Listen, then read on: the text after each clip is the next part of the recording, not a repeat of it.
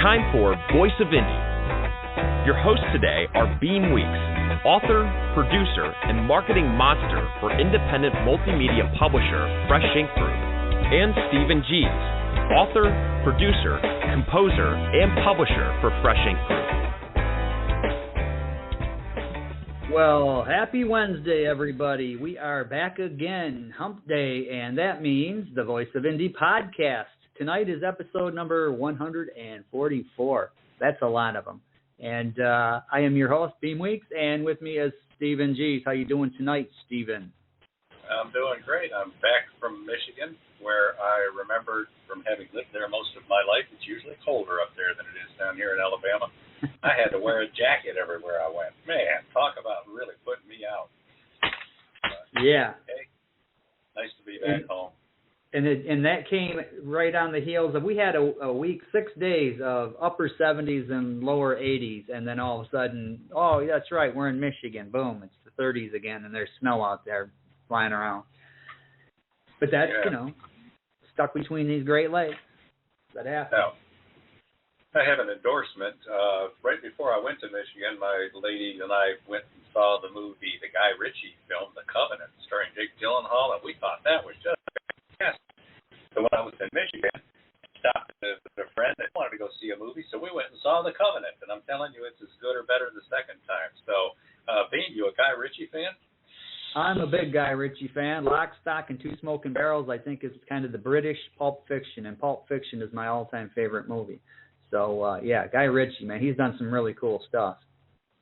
And you talk about a suspense thriller that, the old cliche, on the edge of your seat, you'll be on the edge of your seat. So I recommend that one. I see go ahead. And that's what I heard, that it was one of those things where it's really intense. Oh, it is, no doubt. Our author, Jerry Pate, has just submitted a short story for our next anthology. So I want to remind everybody we're collecting short fiction and short personal essays for our next two anthologies, the Fresh Ink Group Short Story Showcase. So thanks for sending that in, Jerry. We're looking for other people to send some in, too. So, hey, go to freshinkgroup.com and hit the contest tab, and over there, upload your short stories. We'll try to get you into a book. Yeah. And over on Twitter, I see Verwayne Greenhoe. He's got a tweet out there. He says, our internet is still down, but I'm hoping it will come up soon. I'm going to try to listen on my cell. If and when it comes up, I will try to call in. So we are looking forward to that. And speaking of calling in and using Twitter or, whichever way you want to do, here's how you can do that. And this is open to all the listeners. Call 516-453-9902 right now with your questions or comments for tonight's guest. Or post a note on Twitter with hashtag Fresh Ink Group in the body of the tweet, and we'll read it on air. That's 516-453-9902 or hashtag Fresh Ink Group on Twitter. All right. Well, we published a book this week. We've been known. I'm hearing that 747 jet engine coming through your microphone there again. All right. Let me replug it. See if this fixes that. Is that better? That sounds better. It cut out. Or okay. It stopped. It stopped before you, but I'm hearing you fine now. Okay, great. We published a new book this week called As We Remember by Najma Thomas, Ph.D. And it's out there in all editions, hardcover, softcover, and all the ebook editions. The only problem is, on Amazon, they're saying the two print editions are not available. So that's the way we do Amazon around here. We watch and have to try to solve problems. But if you're eager for a print edition of that book, Barnes & Noble's got all the editions for sale. So take advantage of that. That's As We Remember by Najma Thomas, and that's about the Women's Relief Corps of Beaufort, South Carolina. Yeah, I'm looking at Amazon again now, those scoundrels. Hardcover currently unavailable, paperback currently unavailable, yet every other retailer has shown them. So let me push that one more time. As We Remember, A History of the Women's Relief Corps in Beaufort, South Carolina by Najma Thomas. It's out there now. It's a great historical piece. It's full of great historical photos and the story behind the story, and it's just a wonderful book. We're proud to publish it. Yeah, and speaking of new books, we also have Andrew McGregor's How to Paint an American that is out now, and it is doing quite well. You can go over to Amazon, Barnes & Noble, and this is one that I've already read, and it's an excellent work of fiction, and I highly recommend it. So Andrew McGregor's How to Paint an American, out now. So all right, we've got 17 more books in the pipeline right now. The next one is looking like Paradise, My Prison, by retired Hollywood filmmaker and snake milker George Dismukes. Yes, snake milker, bullfighter. I didn't know snakes had udders. Yeah. Don't go looking for them on a copperhead, trust me. So that's Paradise, My Prison, and we're going to try something new. We're going to release that in installments through Kindle Vella. And those of you who are interested in learning more about that, we just did a show a few weeks ago with Verwain Greenhoe as our guest, and he talked a lot about Kindle Vella and how authors can make that work for them. So check our archives and listen to that episode if you're not familiar with Vella. But watch this space, Paradise, My Prison by George Dismukes, and we'll be promoting that out on Vella probably later next week. Yeah. That's a really interesting idea, this whole Vella thing. It's new to us. So, as we get into this, we may be doing a little bit more with that. We'll keep you up to date on that. Never hurts to try. Yeah. Janice Toney, her book, Daddy Yo-Yo and the Legendary Marble Tournament, is coming soon. This is a children's book. It's a book that teaches lessons on bullying, against bullying, and it's illustrated with some really beautiful pictures, and it's coming soon. So keep your ears open to this show and your eyes open to the newsletter, and if you're not subscribed to our newsletter, why not? Stay on top of these podcasts and all things Fresh Ink Group with our weekly digital newsletter, new releases, videos, stories, excerpts, interviews, and more. Sign up now on the homepage of freshinkgroup.com and be the one who knows what's what. All right, so let's race through Fresh Ink Group's print bestseller list. Now, this is print editions, hardcover, softcover. It does not count any of the additional digital editions or the audiobooks. But if you look at our print list right now, right this second, we've got How to Paint an American in the #1 slot, paperback. Congratulations, Andrew McGregor. And the same book in hardcover is in the #5 slot. So the hardcovers are selling almost at the rate of the soft covers, which, again, continues to surprise me. But, hey, we won't argue with it. Now, in the #2 slot, one that's been riding high for quite a while now, Submariner, 30 Years of Hijinks and Keeping the Fleet Afloat by Jerry Pate. Paperback is in the #2 slot. Hardcover is in the #4 slot. So, again, the hardcovers are doing a little better than we might have expected. Now, the #3 slot, this is going to be a fun one, because we have a longtime author, friend of the show, and just a good friend of ours, Dr. Helen Burrell. And she put out 2 books. She put out a children's book called The Hippocampus, and then she put out American Agony, The Opioid War Against Patients in Pain. And right now, American Agony is in our #3 bestseller slot. Congratulations, Dr. Helen. All right. Yeah. Now, #6, A.K. Wingler's How to Start and Run Your Own Food Truck Business in, guess which state, Beem? Georgia? Florida. Florida. Yeah, Florida. Now, I've been crunching. I spent 9 hours today working with our accountants, setting up our new royalty reporting system, and I'm starting to see some trends. And actually, the Tennessee book is the one that's outselling the others of hers, but Florida's coming on strong. All right, our next slot, Shipwrecked and Rescued, The City of Bangor by Larry Jorgensen, paperback. And here's one that we're especially proud of, Letting Go into Perfect Love, Discovering the Extraordinary After Abuse by Gwendolyn M. Plano. Now, she's got a number of thrillers out as well under the name Gwen M. Plano, so don't get them mixed up. But we're proud to have all of those books, and congratulations, Gwen. Letting Go into Perfect Love is next on our spot. Now, here's a book that seems to be making a bit of a surge. The paperback is in the next slot, and only 2 below it is the hardcover of Larry Landgraf's The Adventures of Ali Orangutan.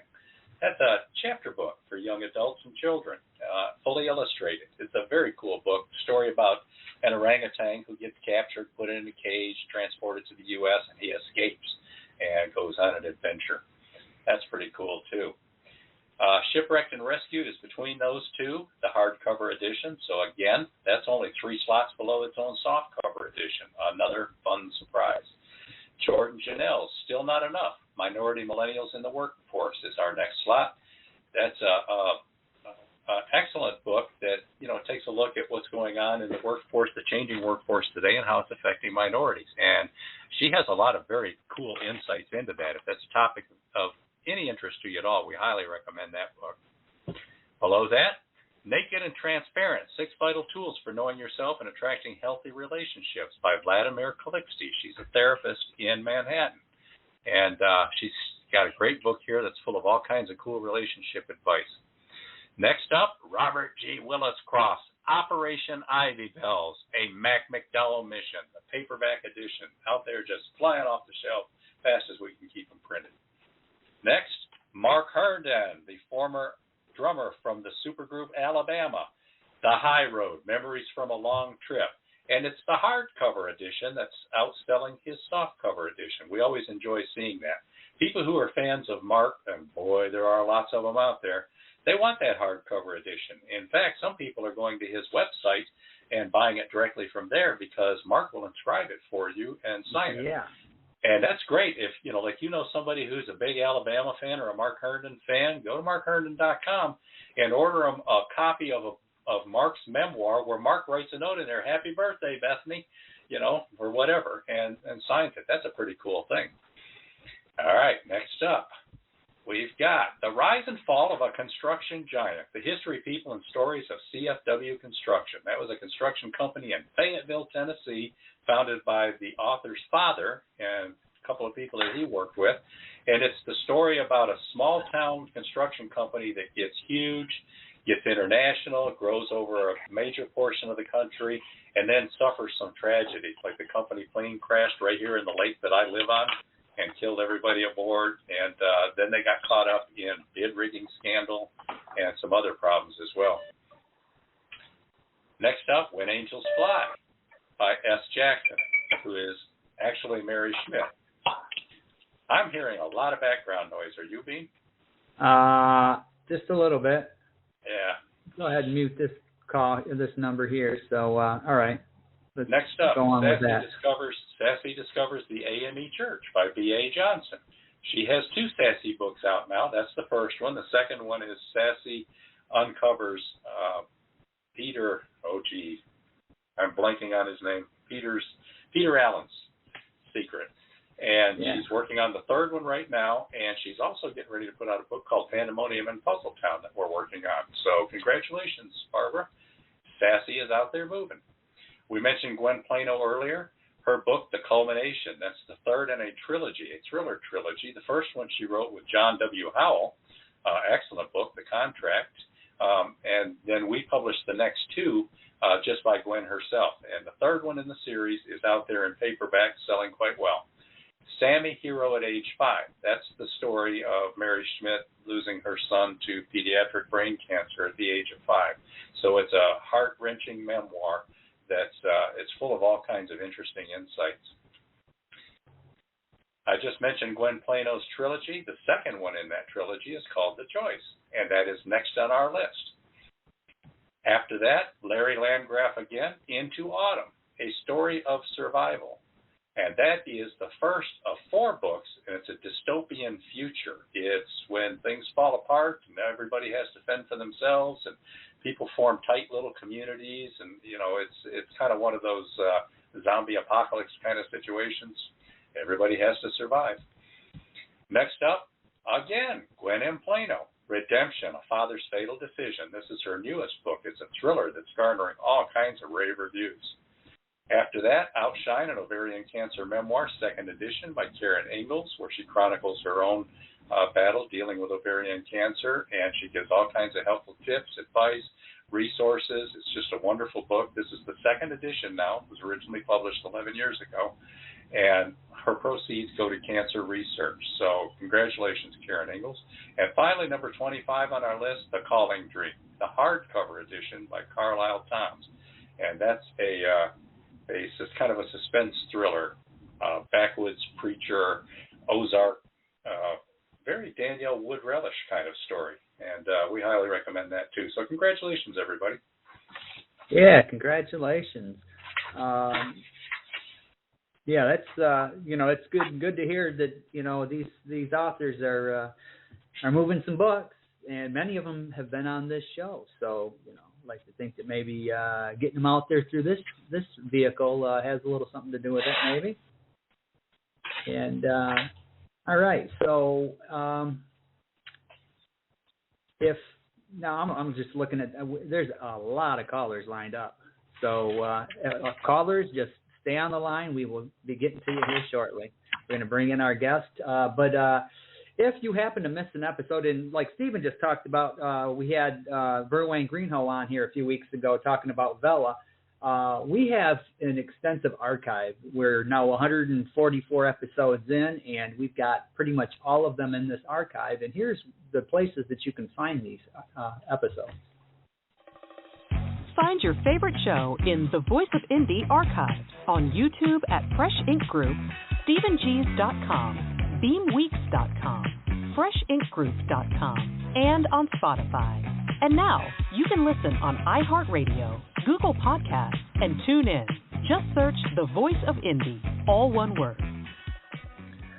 Yeah, and if you're over there catching them on YouTube, don't forget to like and subscribe and help us grow that channel. We're trying to really create something here. All right, we are going to bring in our guest. I have to unmute him so that we can hear him when I introduce him. All right, David Robert McKenzie was born in Pittsburgh, Pennsylvania in 1955. His family moved to Denver, Los Angeles, Phoenix, back to Denver, Seattle, and finally Houston, Texas, where he would go on to become sports editor of the school newspaper Falcon Focus at Huffman High School, along with football captain and both senior class and student body president. Talk about a overachiever. He graduated from the University of California, Los Angeles, UCLA, where he played football for the Bruins and earned a BA in political science in 1978. He went on to earn a Master of Public Administration and Urban Planning from the University of Houston in 1988. He has traveled to every major city in the United States and many in Europe, some of them just for fun, including London, Berlin, Paris, Brussels, and Amsterdam, plus Bogota in South America. He currently resides in Houston, Texas. The man who needs no introduction. Just got one. Welcome to the show, Robert McKenzie. Hello. Hey, Robert. Hello, Stephen. So how are you doing tonight, Mr. McKenzie? I'm doing just wonderful. Great. All right, that's nice quite a weather, list of sunshiny. accomplishments there. Well, yeah. Yes, sir. This is the West, sir. When the legend becomes fact, print the legend. Yeah. So, Beem, I hear we have a bunch of callers lined up. Why don't we just start knocking out some calls and see what questions they ask before we get to our list? Here's how I'm going to do this. I'm going to check out where these area codes are from, and I'm going to get the closest city. So this first one here, this was the first caller to come on the board here. This is St. Louis. Hello, St. Louis. You're on the air. What's your name? Well, I don't know what I think. Robert, it's Pat. How are you? Hey, Pat. How are you? I'm good. Good to hear your voice. And I just have a few things I want to ask or talk about with your new book coming out. And I'm assuming it's a continuation from the prior two. And I just want to ask, I'm not going to give away the ending of book 2 unless you want to talk about it, but how did you come up with the idea of putting the chair in that place, in that time, what was going through your mind? Well, regarding the whole chair series, it's the story of 22 generations of American women whose first names all begin with a letter L, and that L is a cursive L, and an old timeless pine chair from North Carolina, High Point, North Carolina. And the whole chair pentology, there's going to be 5 of these. We're talking about number 3, 7, 8, 9. And you're referencing Volume 2, Faith, Hope, and Love. So to try to answer your question best I can, I know exactly what you're talking about.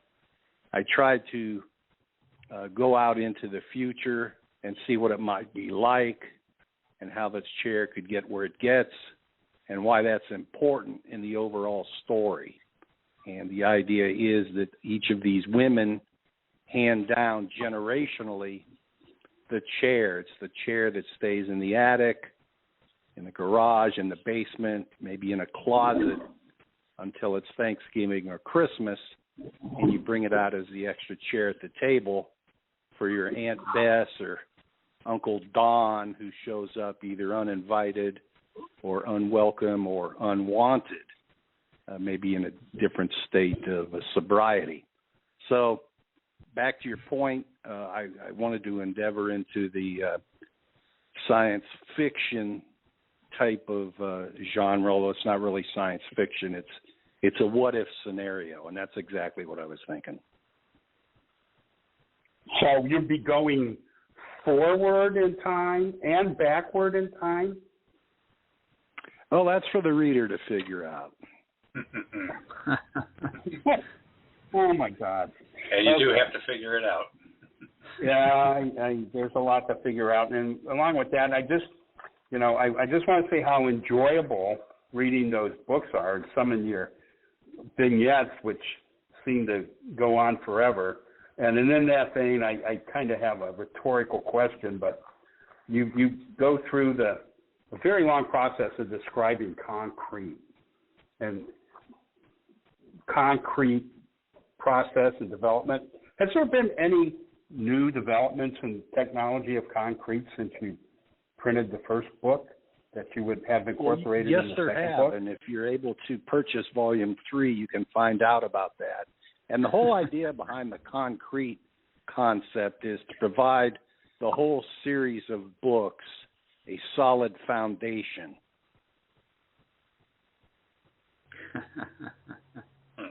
Okay, so I guess with that, I'm going to yield to the next caller, and God love you, and I will buy the book, and I can't wait to read it.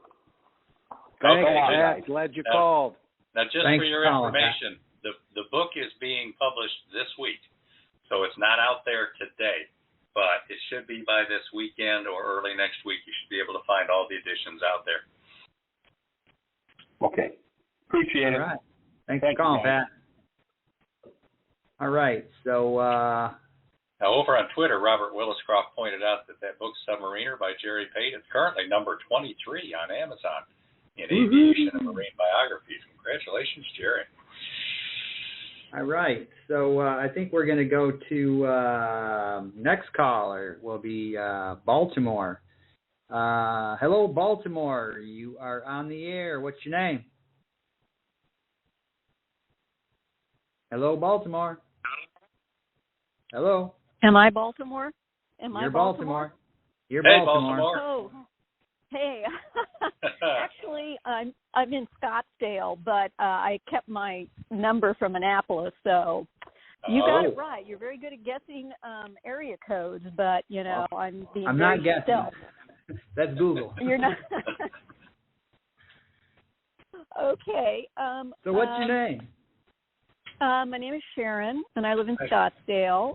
Hi, Sharon. And hi. Been looking forward to this for a long time to get to speak to Bobby Mack, the author of those great books, The Chair, and I'm looking forward to adding the next one to my library. So I'll be ordering that on Amazon. You said by the end of the week, so that's fantastic. It's interesting you were just talking about concrete, because we just had to pour some new concrete in our backyard, one area. So it's very timely, and I appreciate you wanting to have a solid foundation for your readers going forward. So you have certainly done that. And I was curious, you used the chair and you used women.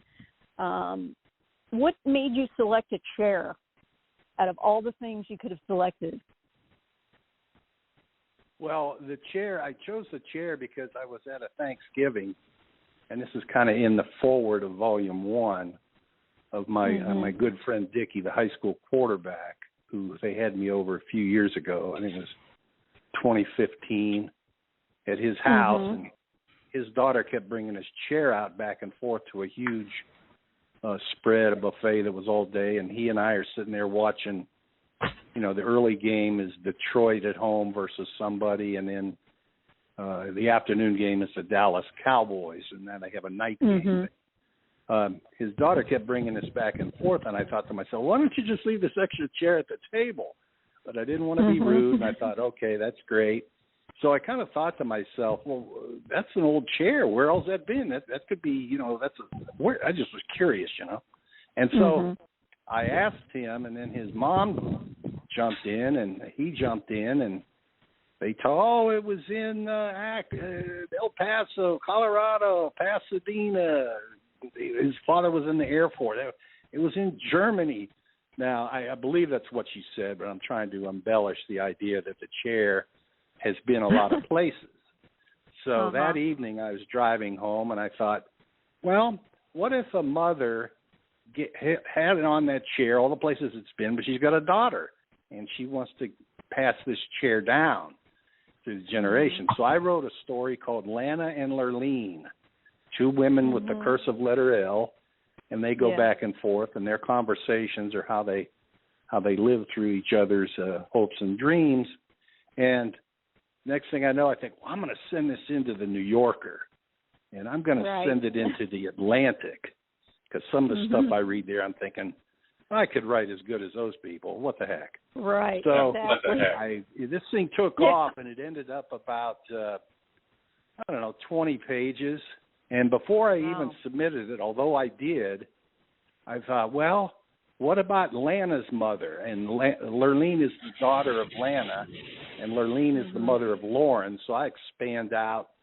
I said, well, I'll go back to the start of the United States, and I'll go 100 years from now and name all these people with L letter first names, and have the chair, who's from High Point, North Carolina, from the the pines of North Carolina, obviously, and there's a whole stretch of the imagination.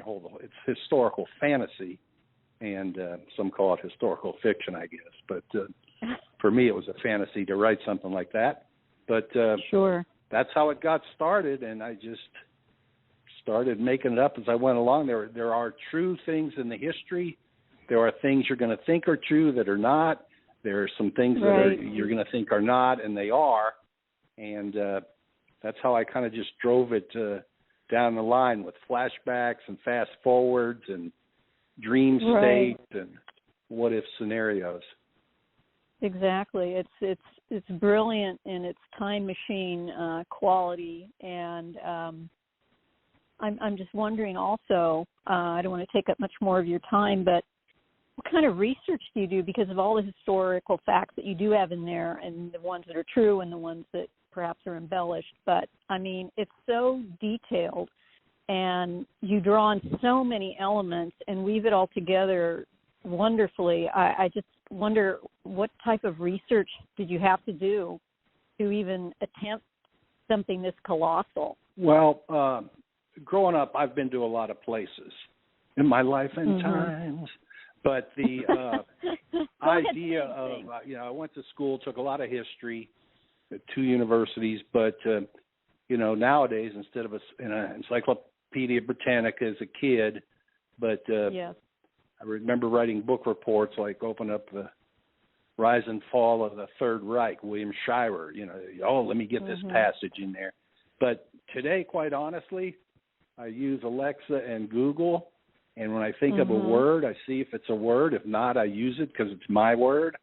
And you basically develop a co-dependent relationship with Alexa and Google. Now, Google always wants to pop an ad on you, but Alexa can behave herself for the most part. Oh.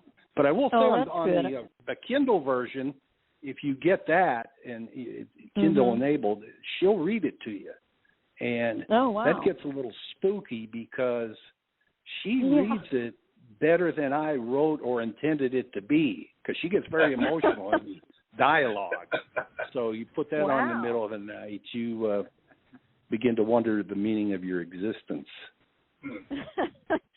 Yeah, that is a little creepy, but it sounds like she's very passionate. You'll have to find out.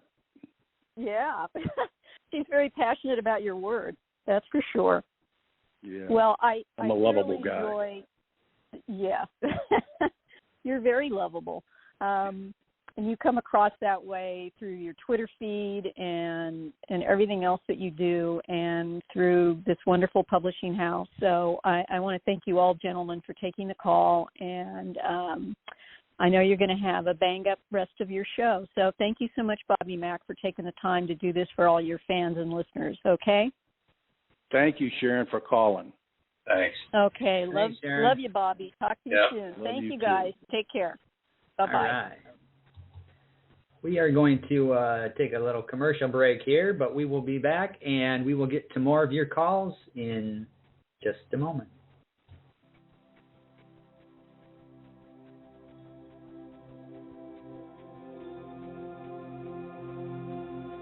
As We Remember documents the remarkable story of a Women's Relief Corps chapter in Beaufort, South Carolina. The WRC is a national organization established as an official auxiliary to the Grand Army of the Republic in 1883. A Women's Relief Corps post has existed in the city of Beaufort in various forms since 1892. While much of the record of the early Beaufort Corps was passed through the esteemed oral history tradition, in 2019, members commissioned a study to ensure their story would be documented in print form and told for many generations to come. That story centers African American women as lead agents of change and co-creators of the patriotic spirit, an important theme given that historically the national WRC was primarily white-led, and in southern localities like Beaufort, completely segregated. Beyond documenting the members' experiences, this story is compelling in the larger context of our nation contending with changing notions of its national identity and definitions of patriotism. Written and compiled by Najma Thomas, Ph.D., and proudly published by Fresh Ink Group, this fascinating history is available in all ebook formats, or grab your keepsake edition in full-color softcover or laminate hardcover, or listen to the audiobook narrated by the author. As We Remember, a history of the Women's Relief Corps in Beaufort, South Carolina.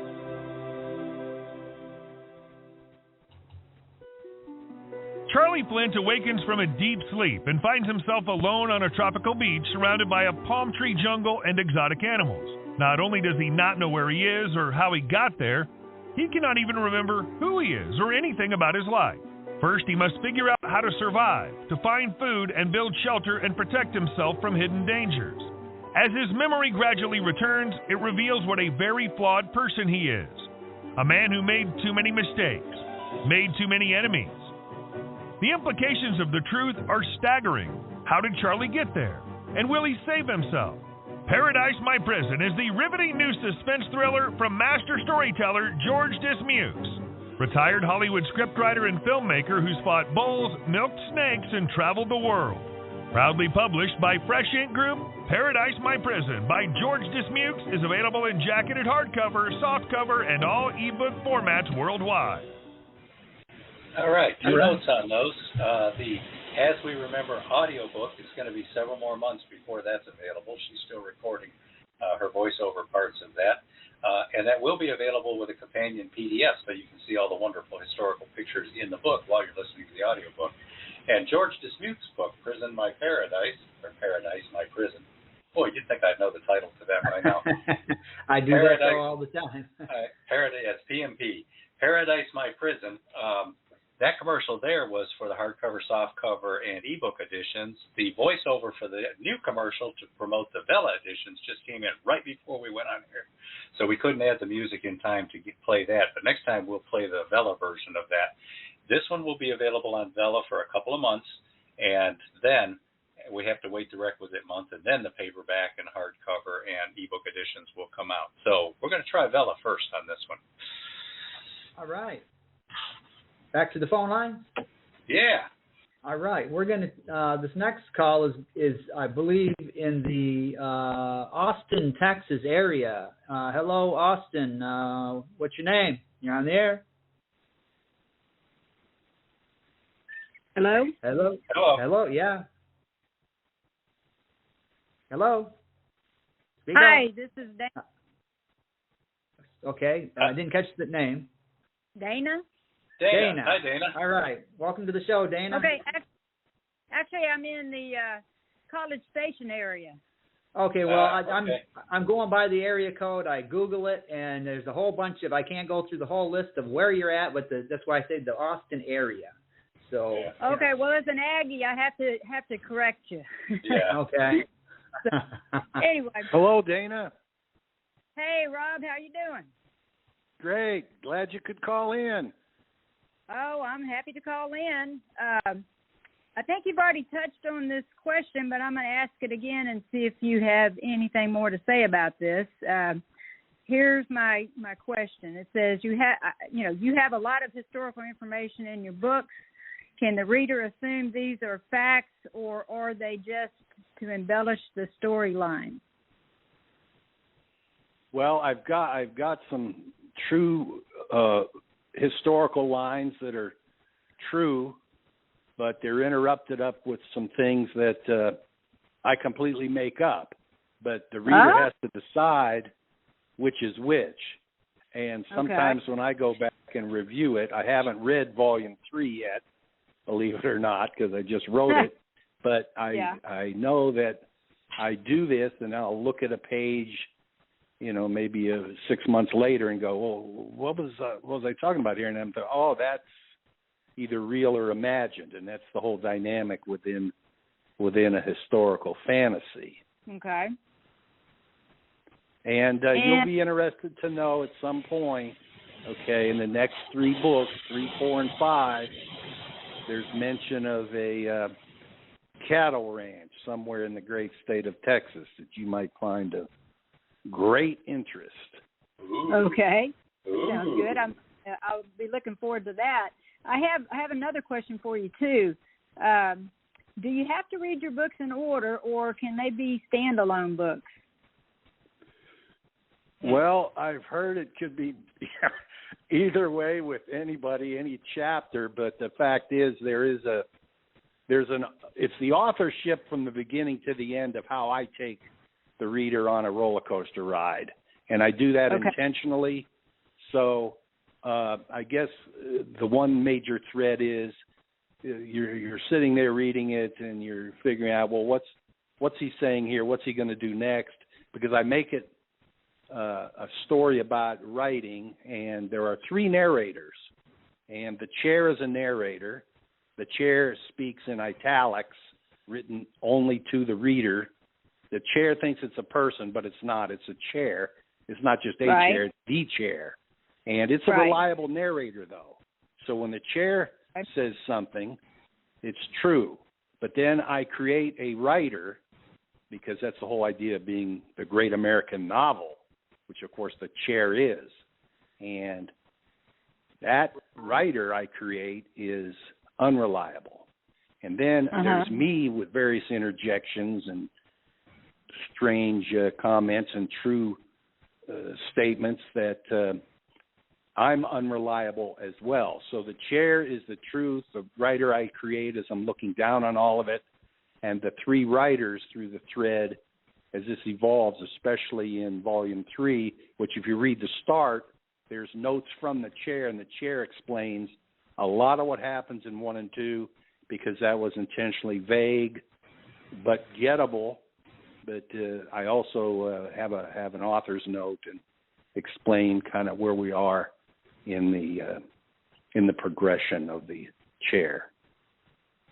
Okay. All right. That sounds interesting.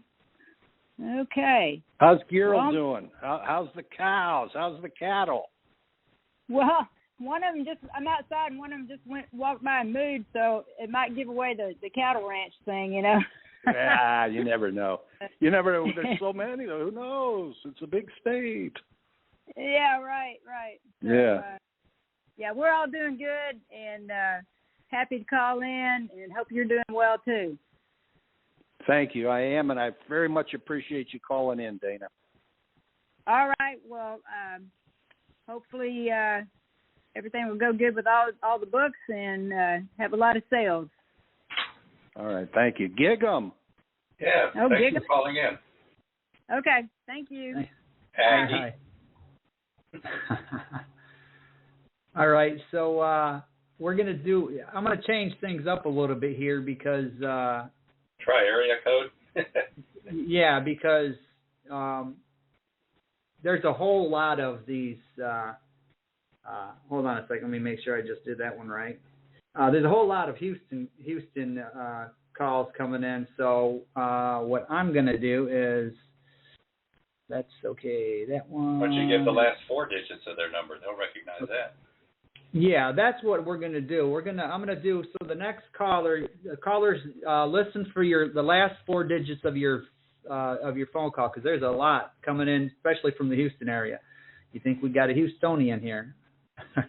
Houstonite, whatever it is. But then people that have portable phones, I don't know if they remember their phone numbers. I sure don't. Okay, so we'll make this a hit or miss thing. Yeah, so the next one is going to be, it's an area code 713. The last 4 numbers is 7287. You are on the air, Houston. Hello, 713 area code. Hello. Going once. Have to come back to that one, it looks like. Going twice. All right. Put you back on hold. All right, we're going to go to the next one is area code 832. I hate shaving. Area code 832. Electric trimmer? Yeah. Hello, you're on the air. Hello. Hello? Yes. Hello. We're listening to your conversation there. Yes, that's you. Oh, okay. I didn't know that. How do we know? I thought you were going to give me the last 4 digits of my number. Yeah. You didn't do that. You just did the first and then 3. Robert pointed out that a lot of people don't know their own phone number anymore. So. Hello, Mary Ellen. I do. Hello. Hey, I'm in I'm up here in the Grand Tetons. Ooh. So we say. Yeah, nice. we're looking My at them sister right now. Mary Ellen. Yes. And well, all right. we were waiting to get on, and it's such an interesting podcast you guys have going on, so I'm glad to be part of it. But as he has said, I am his sister, but I'm always so interested that he is so detail-oriented, and he can write down so many facts and figures and intertwine them with his own made-up mind, which he has such a great mind. I want to ask, if somebody would like to get a book published, would like to write a book, what is the top 2 things you would tell them to do? You're asking me or the publishers who are in the business? She's asking you, Robert. No, about you, man. Robert. Well, yeah. First of all, I would write down what it is I want to write, and I would write much of it. But before I finished it, I would search out and go to the internet, or in the case of these guys, Fresh Ink Group, I would use them, obviously. But you got to call around and see what the deal would be. But more so than that, you've got to find someone that believes in your story or believes in your song. But the idea that it's easy to do or that it's too hard to do.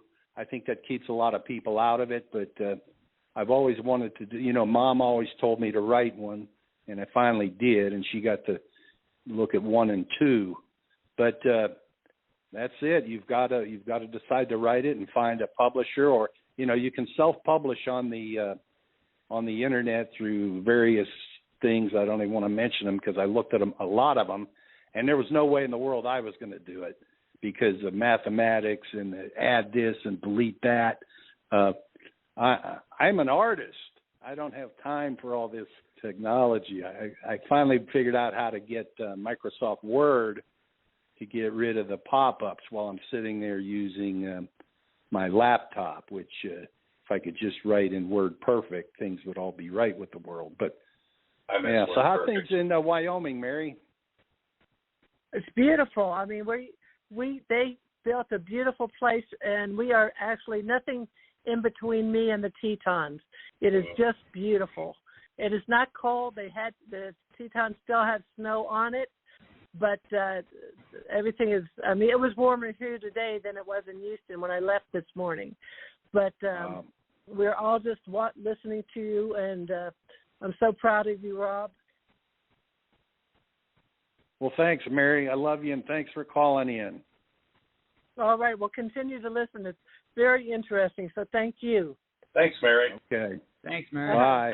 Bye. Bye. All right. Next so, caller. now the next caller, I know the number. So, but from here on out, callers, I'm going to go ahead and do the last 4 digits of your phone number because there's a lot of 832 area codes in here, so that's not going to work. So we'll go to that process of when you hear the last 4 digits of your phone number. If you don't know it, Google it. Whatever. All right, so this next call, I recognize the number as being Mr. Verwayne Greenhow. How are you doing tonight, Verwayne? I am doing great. Hi, Sitting Verwayne. outside, out in the backyard. Hello, Verwayne. Robert and I were talking back and forth on Twitter this afternoon, and it was interesting. We had a good time. It's funny that you bring up the thing, the chair.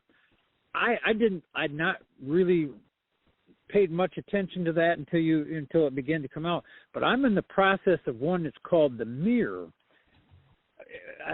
Out here on this property I bought, I found a really nice looking driver's side mirror from a 1963-1964 Chevy Impala. And I'm writing a story that kind of, this mirror is on the original car. Something happens to the driver in the car, but the mirror is salvageable, and the mirror keeps getting changed from car to car to car. And I talk about the things that go on in that owner's life. And I was really interested in listening when you were talking about your chair moving all over the place. So great minds, Sounds like the interesting thing with a mirror that goes through all the machinations and automations and survives. So, but we were talking earlier today about rarely ever hitting the wall when it comes to writing, and I was explaining that I had multiple velas going so that when something was going hot, I just worked with it. And you and I were just beginning to talk about what you were doing. So can you explain to me what you do? Do you have writer's block? Do you ever have it? No, I never do because I talk too much, and so when I write something down, I'm going to make sure I got enough of it to put it up. I really never have had, but I'm not a professional author. Well, I guess I am if somebody buys these books, but the idea that I decided to have some discipline around this time, and I enjoyed writing from 3 a.m. till after the sun rose because it's quiet, and I mean it's deadly quiet here in Houston at that time, and you could get your thoughts together. And I really knew what I wanted to say as this thing goes on and where this thing's going to end up. So I was able to back in and load a lot of different things and stories that I'd go through my head. and just the creative juices or just the thoughts that go through your head to put something like this together. I never thought, well, what will I write next? Because a lot of it, I just sit and I will catch a word and I'll play tangentially off that or turn it into a poem or just word association. And that's kind of the read that readers should have of me as a writer, if there's any style around that. I mentioned to Stephen and Beem earlier, this is not a stream of consciousness. This is a tsunami of unconsciousness. And I was going to let it go. And I wrote a lot of it in cursive notes, and I would make a lot of notes on the iPhone, or I would say something into a voice memo, and I could play that back. Now, a lot of this, I don't know if I was on my Twitter or on my podcast, some of the comments I've made over the years, so I guess I'm going to have to read the book to see who's what, when, and how. Okay. I appreciate the time that we had there today. That was yeah. fun. I'm glad and you tuned in on it. I appreciate it. Look forward to it again. Okay. Thank you, Robert. Good luck. Yeah. Thanks for calling. Thanks for calling. Yeah. Thanks, Wayne. Yep. I'm pretty sure I saw the Tsunami of Unconsciousness open for Pink Floyd once. Yeah. You got me. All right, next caller is going to be... I was hanging out with Boz Skaggs backstage. The last four digits of this call, this is a Central Texas, 2517. The last four digits are 2517. You are on the air. What's your name? David Stewart. Hi, David. Welcome to the show. Hi, David. Hey, David. How are y'all? Yeah, we've got a David Stewart song going to be on the show today. Wonder if Yeah. it's the same guy. Hope it doesn't scare off all your listeners. That's why we're saving it for later in the show. How you doing? That's a good idea. Yeah. So you got Robert McKenzie in the studio. Yeah. Actually, we don't know where he is, actually. Yeah. He's probably in Houston somewhere. Yeah. But that would be right. Yep. So David was a high school teammate of mine. I haven't seen him in 50 years. So when I decided I had at the end of Volume 1, Chapter 5, a chapter called Leroy. It's actually 3 Leroys, and these are Lakota Indians who were moved across the country from Idaho to Oklahoma, and Leroy is the one in the modern times, the descendant. And he becomes a gambler. And he meets a guy named Merle, and these guys travel all over the great American Southwest, from Oklahoma down to Houston, out to L.A. and Las Vegas. And Merle is a professional poker player. So there's the ending scene to Chapter 5. There's a lyrical exchange, and I thought, well, I found out about David being a professional guitar player and country western star in his own right, that I thought, well, this could be something for him to maybe sing if he's interested. I don't know. And damn if he didn't do it. And I loved it. I mean, I didn't even make hardly any changes to it except, point out one or two things. But he nailed it, and it's exactly what he sings, and I hope you do get to play it for all to hear, that this is how I was trying to feel this, with these two guys in a car leaving one place to go to another, and you'll catch that in the song. So thanks a lot, David. That's wonderful. And if you'll stick around for a minute, David, we're going to play your song now, and then we'll make fun of you at the end of it. Do you have a question, David? I'm taking over the moderation here. Just that's fine. Yeah, I've known Robert for a while, 50 years or so. Yeah. But, and look, we do Volume 3, 4, and 5. There's somebody in there you're gonna be interested in to read about. I can't tell you where or when, but it's worth picking up the whole eventual 5-volume set, because anyway. Yeah, that'd be great. Good to hear from you. I'll know exactly who they are, right? Yep, you will. All right, well, we're going to go ahead and play that song. So this is Leroy and All right. And there you go. By David Stewart. By David D. Stewart. Yeah.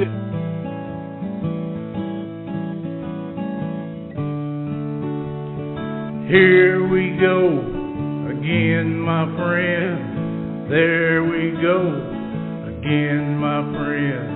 Again and again.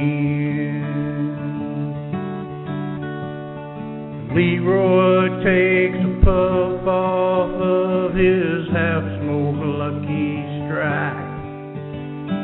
Racing along, ain't nothing wrong, singing a brand new song.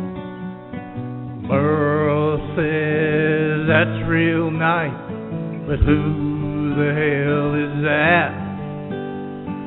Leroy says, Merle, that's me, as he flicks his cigarette. And here we go again, my friend. There we go again, my friend. Here we go again, my friend. Again and again. In the rearview mirror of a dark desert night, they both said goodbye to the Las Vegas lights. Leroy hit the gas real hard. Merle just smiled as that engine roared. They prayed they don't have a flat before they run out of gas. As they make their way to West LA, knowing they'll be back again. Yeah, here we go again, my friend. There we go again, my friend. Here we go again, my friend. Again and again.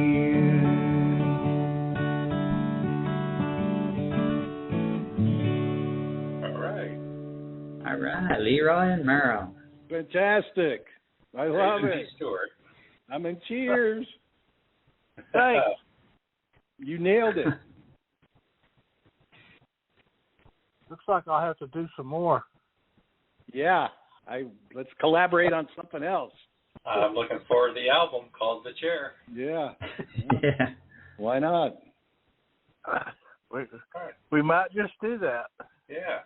Yeah. All right. Well, we've got a pile of calls waiting, so thanks for calling in, David. David, thank you so much for calling. Thank y'all. I appreciate it. Okay. You too, Rob. Take care. Okay. You too. Bye. All right. Okay, we got two more calls here. Let's do, both of them are Houston calls. So the first one, the last four digits of this phone number is 9349. 9349, you are on the air. What's your name? Hey, it's John Davidson. How are you? Hi, John. Hi, John. Welcome to the show. Hey, thank you. Hi, John. Long time listener, first time caller. Wanted to ask Robert, had he heard from his good friend Kathy Ireland? I know she was very excited about edition 1, and now we're on the 3rd. Congratulations on that, and like to know if you heard from her, some other famous readers. Well, I hope she's on the line behind you. And she tweeted a while back that she bought the first one and was on an airplane, which was the whole idea when I got an idea to actually write these. I used to fly a lot, as you know. John and I used to work at Price Waterhouse, and Big John is here in Houston doing some other things now and consulting. But I used to fly to London and all these places, and I would not read books. I would stare out the window and pretend I was Charles Lindbergh and drink up all the champagne and have the extra entree. But everybody else, as it goes across the Atlantic eastbound, leaving in the afternoon, when it gets dark, you can see the eastern seaboard, the great Atlantic seaboard, the continental shelf as you go up through Maryland, Baltimore, Philadelphia, New York City. We went over Pittsburgh once, my hometown, and then over Boston. Then you go into the darkness, and then the lights come on the overhead, and people pull out their laptops or read a book. And I'm thinking, why aren't these people listening to their movies or headsets? And so I got up once and I walked to the back of the first class section because, you know, that's what you get when you get a lot of miles and travel a lot. And I saw these guys sitting there and they were going through these papers and briefcases, but they were pretty stylish, long-haired young guys. And they were like 5 in a row with all the lights on. I'm thinking, I was going to go back, hey, what are you doing? I wouldn't harass them. I was going to say, what's going on? And so it was 9 Inch Nails. Ooh. Wow. They ended their American tour. They were heading to Europe, and they weren't drinking or eating. They were like serious. The tour was over, and they were organizing what they did and how it went. And Trey Reznor and all these guys, I got them to sign my menu. And yeah, I have that cool. Displayed somewhere coming up in Volume 3.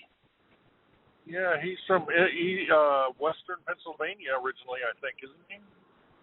Trent Reznor, the founder? Yeah. Yeah, that's awesome. So that's kind of what. Yeah. So how you doing? I'm good. Just want to call in and listen to the show and give my congratulations. And right. Thanks a lot, John. Yeah. Good, means the world to me, you. man. Thanks for calling in. Yeah, no problem. We'll catch up soon. All right, look forward to it. Thanks, Take John. care. Okay, sure. Bye-bye. Thanks, John. Uh-huh. All right. Well, we have one more caller. Yeah, we got one more caller.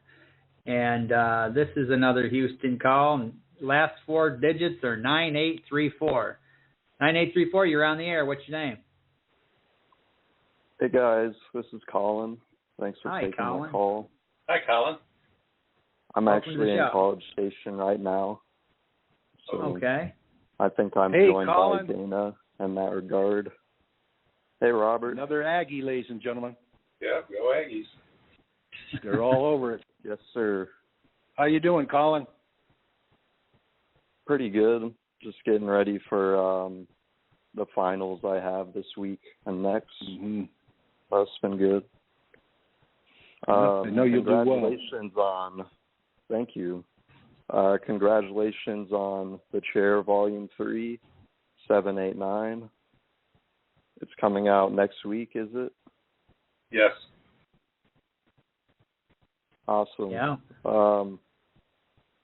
So my question is just, I'm not much of a writer myself, but I'm curious, what was your favorite part of the writing process?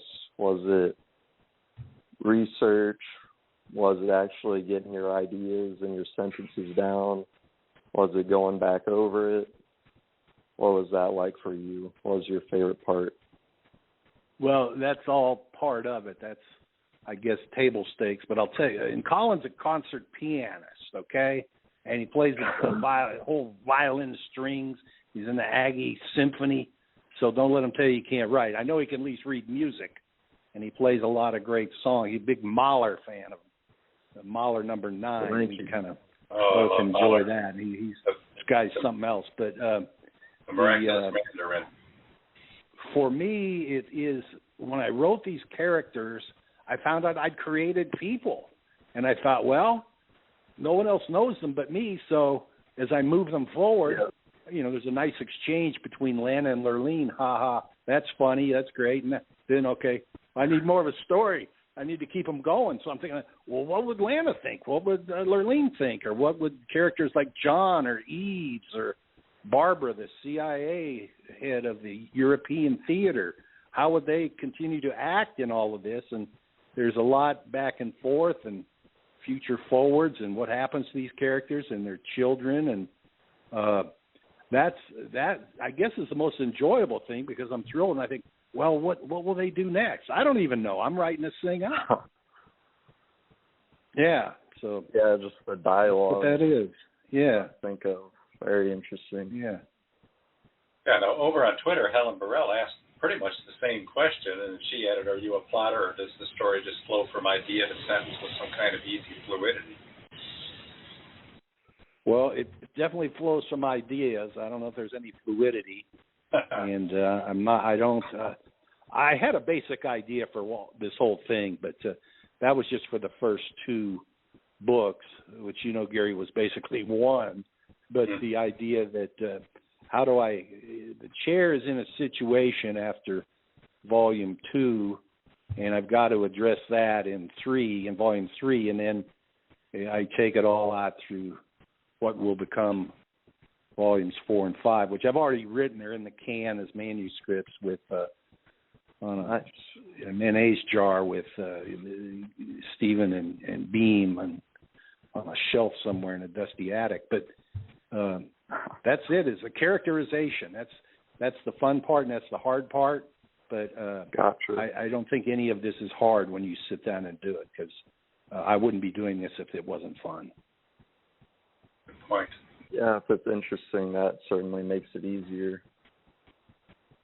Anyways, yeah, Robert, you got to do stuff you like. Appreciate the answer and your compliments about my music-making ability. So have a great rest of the show. Man. Yeah, thanks for calling in, Colin. Thank you, guys. Thanks for calling. All right, Colin. Thanks for calling. Yep. Good night. Bye. All right. We do have another caller. Before we take this call, I just want to say, Robert, you said we create people, which is what we do, and that's kind of the gist of it. We create people, then we put them into situations that we think of, and then we, when it's done, we introduce them to the world and hope that everybody else likes what we've created. These people. That's a kind of succinct thing. We create people. What do you do for a living? I create people. Some of us use names that don't start with L, Well, I don't know about no book learning, Coach. I can only go so high in the alphabet. There you go. All right, who's our next caller? The next, here, I'm going to hit that. This is the last caller here so far. The last 4 digits of the phone number is 7287. Welcome to the show. What's your name? 7287 here. All right. What's your name? Uh-oh. I bet he knows who it is. Who is it, Robert? You tell him. No, Dickie. you know who it is. Yeah. He's the owner of the chair that made this whole thing possible. All right. High school quarterback, best friend ever. I am the owner of the high school chair. teammate. Huh? Right now I'm the owner of the chair. Yeah, well, I guess we can end up auctioning this thing off if this thing continues. So, I love you called in, man. You going to tell us who it is, Robert? Dickie Kemper. Oh. He's owner of the chair, lifelong friend, high school quarterback, as I said, great friend of mine, and one of the best people you'll ever know.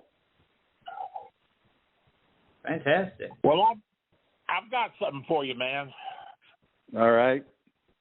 I've got. Now, we used to kind of do a Leroy and Merle thing, so everybody knows. So, but this is. Glad you're on the phone.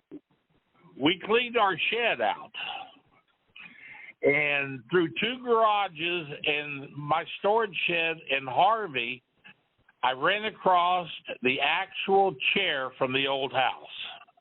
Oh, okay. So it's there. Didn't get flooded away. No, it was in the storage shed.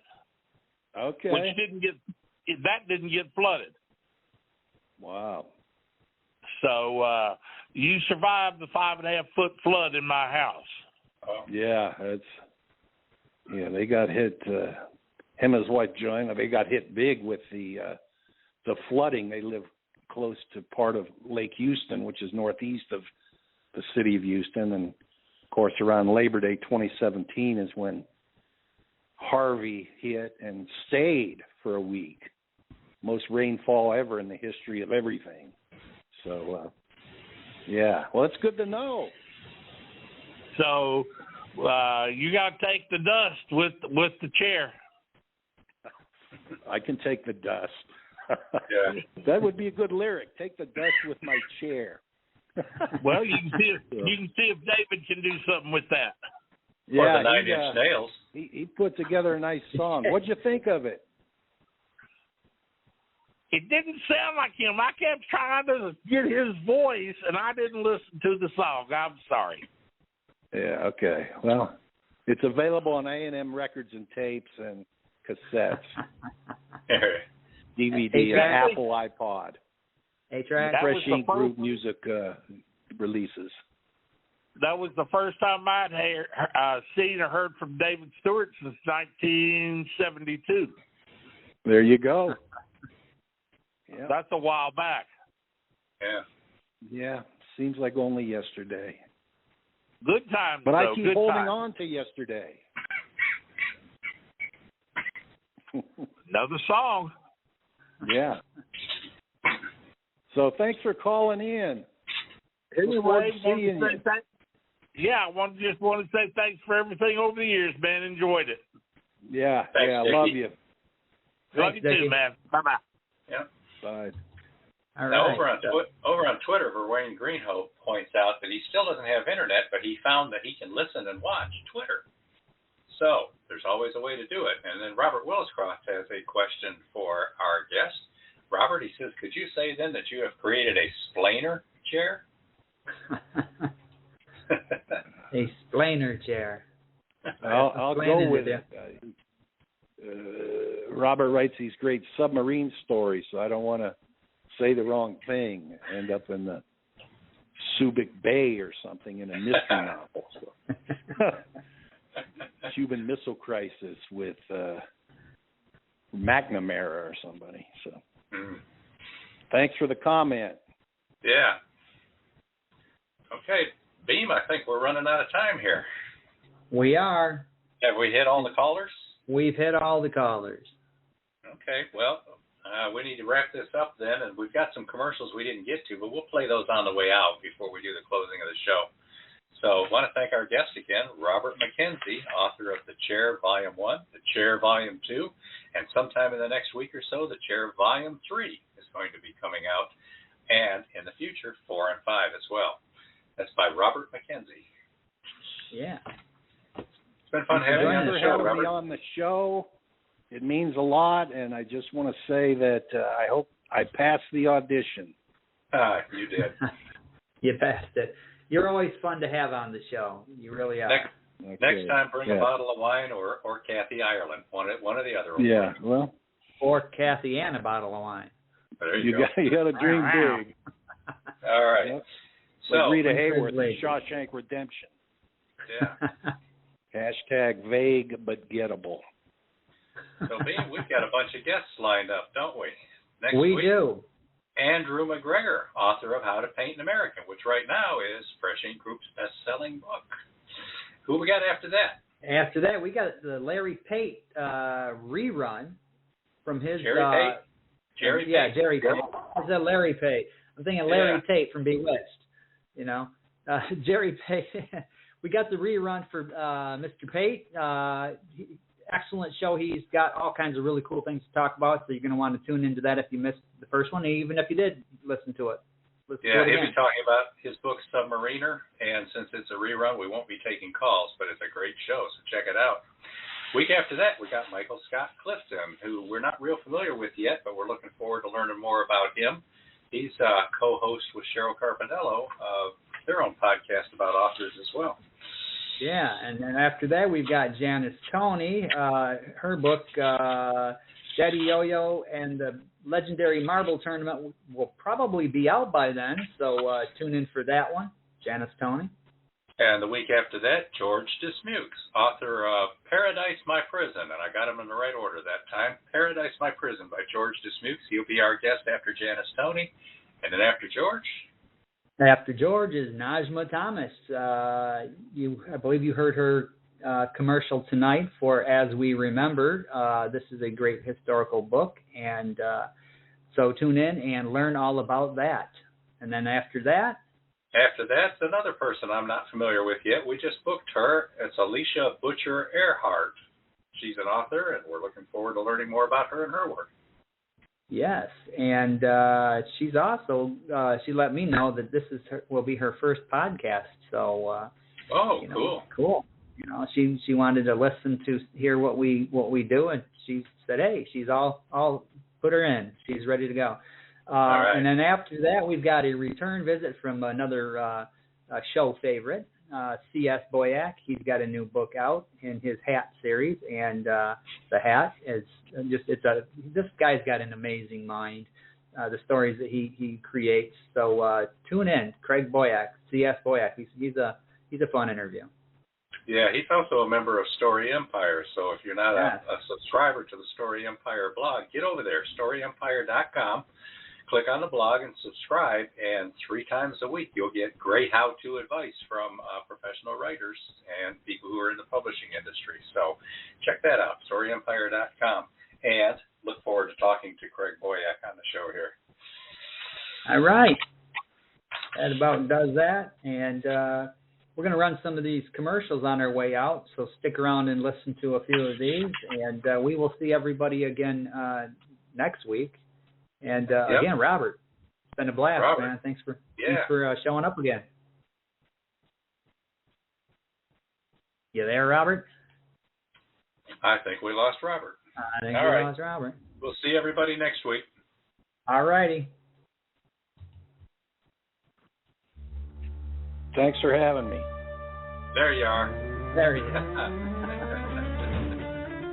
In the wake of Great September show, 11th, a man who grew up with his mother in Eastern European brothels comes to New York City searching for an adventure, identity, and home. The USA has other plans for him, though. It'll give him what he wants for a price. A series of imposed quests drives our beleaguered hero through America's dark heart, from New York to Boston to a Walmart on the outskirts of Atlanta, where he finds and spreads damnation and salvation while working the night shift. Published worldwide by Fresh Ink Group, grab your copy of Andrew McGregor's How to Paint an American in jacketed hardcover, softcover, and all ebook formats. How to Paint an American.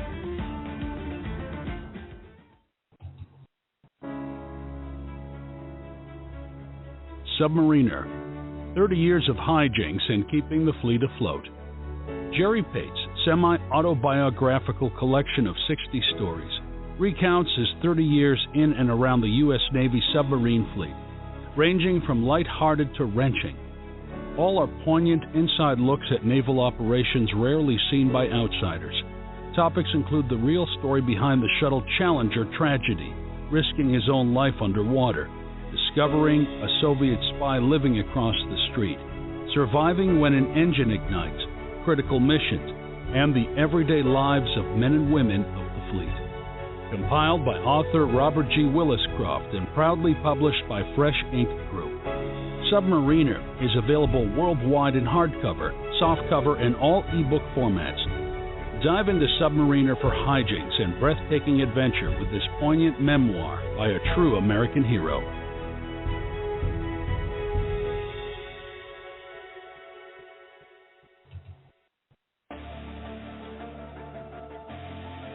Family secrets can be deadly. When Lisa visits her parents one fateful Saturday morning, she hugs her father and takes her suitcase to her childhood bedroom. The doorbell rings, and 1 minute later, her father lies dead on the floor, 3 bullets to the chest. The death of Eric Holmes sends shockwaves throughout the quiet neighborhood. But for the Holmes family, it's devastating. In this fast-paced psychological thriller, Lisa and her brother embark on a quest to solve the mystery of their father's murder. The journey takes them into a secret world where nothing is as it seems. Once the puzzle pieces begin to coalesce, they realize that their father had multiple lives. As the facts unravel, the siblings discover the true meaning of redemption. Gwen M. Plano's Redemption is available worldwide in softcover, jacketed hardcover, and all ebook formats. Published proudly by Fresh Ink Group. Redemption by Gwen M. Plano.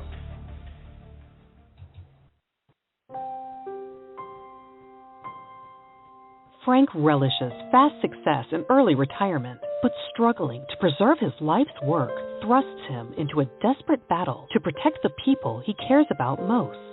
Beverly seeks a new beginning in Tarpon Springs until those she trusts steal control of her destiny, forcing a fight for her very survival. All 12-year-old Kevin wants is attention from the only man he respects. Yet murder and the wrenching indifference of a callous legal system toward one vulnerable child proves even friendship might never be enough. Riven by tragedy, consumed by grief, all three must confront the wondrous possibility that our indelible bonds may somehow transcend even death, that a cherished soul truly can find the way back.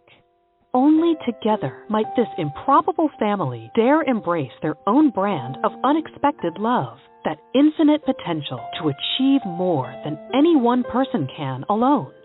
Through it all, they are teased by the mystery of those dancing lights, a million pinpoints in every imaginable color swirling to form brilliant images of extraordinary lives.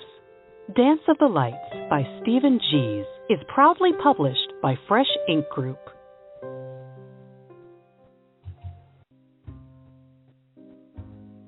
While all of Mississippi bakes in the scorching summer of 1925, sudden orphanhood wraps its icy embrace around Emily Ann Baby Teagarden, a pretty young teen. Taken in by an aunt bent on ridding herself of this unexpected burden, Baby Teagarden plots her escape using the only means at her disposal, a voice that brings church ladies to righteous tears and makes both angels and devils take notice. "I'm going to New York City to sing jazz," she brags to anybody who'll listen. But the Big Apple, well, it's an awful long way from that dry patch of earth she's always called home. So when the smoky stages of New Orleans speakeasies give a whistle, offering all sorts of shortcuts, Emily Ann soon learns it's the whorehouses and opium dens that can sidetrack a girl and dim a spotlight, and knowing the wrong people can snuff it out. Jazz Baby just wants to sing, not fight to stay alive. Jazz Baby is available now in dust-jacketed hardcover, softcover, and all ebook editions worldwide. Jazz Baby by Beem Weeks is proudly published by Fresh Ink Group.